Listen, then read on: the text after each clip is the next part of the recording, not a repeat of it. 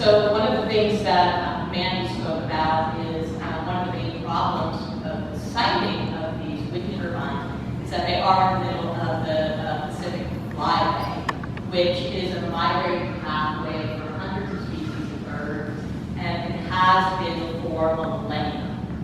And millions of migrating birds each year visiting our local estuary. The tips of these blades can go up to 170 miles per hour. So the birds will literally just be stuck in. And if you actually look at there's images online, you can see of wind turbines, and very often they have lots of black stains along the top of them, and I can only assume that that's what causes it. They're at great risk from harm from these turbines. They cannot go around. This is part of their DNA. Oh, another thing that, I can't remember if it was Mandy or Sherry said it, that the baby fish is attracted to structures. So you will actually have a lot of fish, potentially, near the structures that the birds want to go for. So it's just a disaster to happen. Next. Mandy also spoke a little bit about this upwelling process. I won't go into it a whole lot, but you know, in the natural world, there are processes and dynamics which humans know very little about, but they actually have a tremendous impact on the natural world. The government and the researchers have acknowledged that these turbines could potentially create upwelling diminishment by 15%. So what that means for life in the ocean is anybody's guess, but it doesn't sound good to me. And beyond that, you know, people are very concerned about rising temperatures in the ocean. This will cause the ocean temperature to rise because it's diminishing the capacity of the cooler, deeper water to come up and mix with the warmer surface water. So not helping. We talked quite a bit about cables. Sherry talked at length about cables. They have numerous problems. I did a little bit of research today before coming here, specifically regarding the cables. In just the past 7 years, 90 subsea cables failed, totaling over 350 billion euro in insurance claims. And it's interesting if you just do research, you know, offshore wind cable failures. The most documents that come up are about insurance, because this is going to be a huge issue for wind energy people. They need to insure this product because they are breaking all the time. So I'm hoping that's going to be breaking for them. That the insurance companies are going to realize, well, this is crazy. We can't insure this. And in fact, one of these industry papers says a wind farm with 100 kilometers of power cable, which these all have much more than that, it has a 30% chance of failure in any given year. 30%. Okay, so now imagine these turbines are out there operating and we are we're dependent on them for our energy. And you've got a 30% chance of it not working. Doesn't seem like a good investment of all those billions of dollars. Okay, there's floating substations. This is another big issue. By the way, these are all experimental. We do not even have prototypes, but we know that they're saying that they will need a whole lot of these substations. So let's see. For every so about 150 turbines would require 5 substations. So about 1 substation for every 30 turbines. So for this, just in the beginning here, they're talking about approximately 200. So that's about 6 or more substations. They will be close to shore. Like you drive down to Santa Barbara, you see those oil derelicts out there. You can imagine that. We'll need at least 6 of them right along the central coast here. These can be big enough to land a helicopter on. And they're also proposing that they use a banned technology called once-through cooling, but they've renamed it something else. So even if you know that term, when they talk about it, they talk about it with a different term, although it's the same thing. The reason is because these cables get so hot, that they must be kept cool, and all the equipment has to stay cool. So they just want to cycle in the ocean water, millions of gallons. And of course, when it gets cycled in, it kills larvae, it kills small fish, and so on. So here is the proposed mostly cooling. It's not going to develop, and it's highly visible from shore. Not something I want to be looking at, and I imagine not anything you all want to be looking at. So there will be a tremendous impact on commercial and recreational fishing for various reasons. There will be loss of fishing grounds, tremendous navigational hazards. The radar does not work in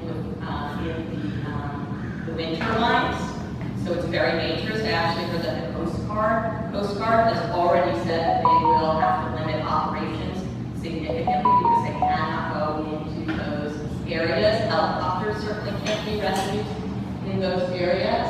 There'll be lots of fishing opportunities. So let's say we take over Port St. Louis and Morro Harbor, the industrial ports, where are the fishing boats going to go? They're going to be priced out. Increased ship traffic and competition for dock space is going to be dangerous. And if these surveys continue, where are the fishing going to be? So, and another thing, folks, is that the fishermen, it's like that's our food source. We can eat the fish. We can't eat this other stuff. So then where is our fish market? I love going down to our little fish market and getting fresh fish. It's beautiful. And so if there's no local fishing, we get our fish from where? From China? I mean, literally consider this. You're going to be buying fish from an international broker because we can no longer fish off our very rough waters. So basically what we've been talking about, the offshore wind industry will negatively impact our current thriving tourist-based economies. I live in Morro Bay and our economy is absolutely dependent on tourism, and I imagine that Avila Beach is as well. So you can imagine even just a slight dip in your tourist economy can have a massive impact on your town and how it functions and how it provides for all of the people who live there and want to visit. Another thing that we are extremely concerned about is the cost of energy. The cost of energy is already quite high in California. I think maybe we're stacking up in Hawaii for the price of energy. According to the National Resources Energy Lab, which is part of the federal government, they are saying that it will, if we're currently at $40 per megawatt hour, they're projecting it will go up to $145 per megawatt hour. Another place I've seen the Bureau of Ocean Energy Management, which is the federal government, that it will triple. Another estimate from Europe and the East Coast also shows 3 to 5 times that it's already gone up. So we can expect at least 3 times the amount. I have a friend who has a place in Scotland where they have one of those wind farms. He said he got a bill for $1,000 close to 1 month of energy. This is going to create a tremendous havoc, energy poverty. We think we have a problem now with housing being expensive, with homelessness being a problem. I don't know anybody who affords their energy on top of their rent if we move on this. Next, please. So, one of the things that we're often asked is, if this is all true what you're saying, then why aren't these environmental agencies standing up? Why aren't they saying something? And, it's a really sad thing to report to you, but in my research, it's become evident that these organizations, most of I've noted to most of my life, and more, have all been captured by the energy industries. So, for example, we're talking about the whale that's on the East Coast. And one of the things you'll hear the federal officials say, state officials say, well, there's absolutely no evidence to tie offshore wind to these whales. And you know what? They're correct. There isn't evidence. And And why is that? Because they refuse to do the studies. Okay? So, for example, the Atlantic Marine Conservation Society is an environmental organization that was contracted by the federal government to analyze recent whale deaths on the East Coast. Just a few necropsies, which is a study they do on dead animals. With just a few of them, they determined that all the deaths are caused by ship strikes. Offshore wind has nothing to do with it, and many others are undetermined.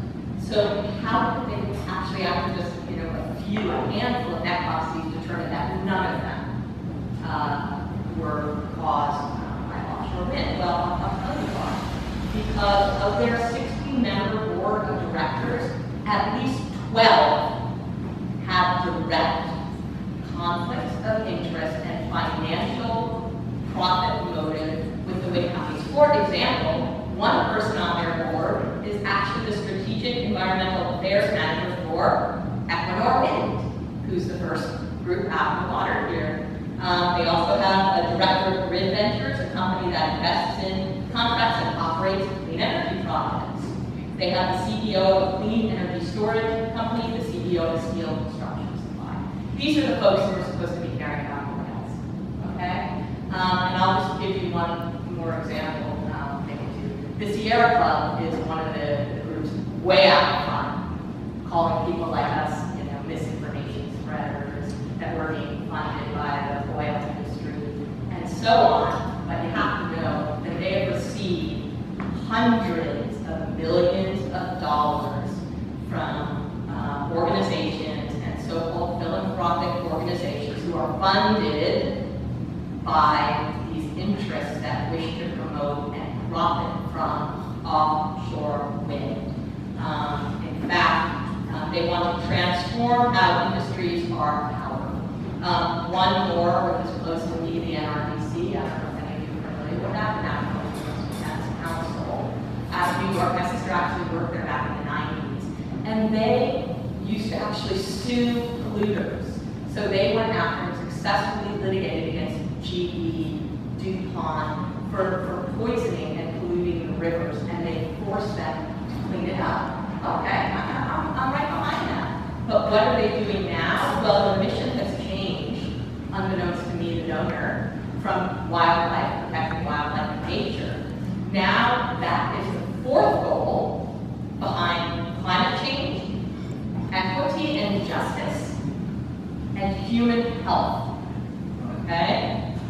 Furthermore, the website claims that they are actively advocating for better tax provisions for clean energy while working to eliminate fossil fuels, and their CEO happens to be on a board where he partners with businesses and governments to change the way the world uses energy. One of their top priorities is the global growth of offshore wind. Okay, so we cannot trust these people to do what we've always been told that they're doing, because they're not anymore. Okay. Yes. Okay, I'm going to like that.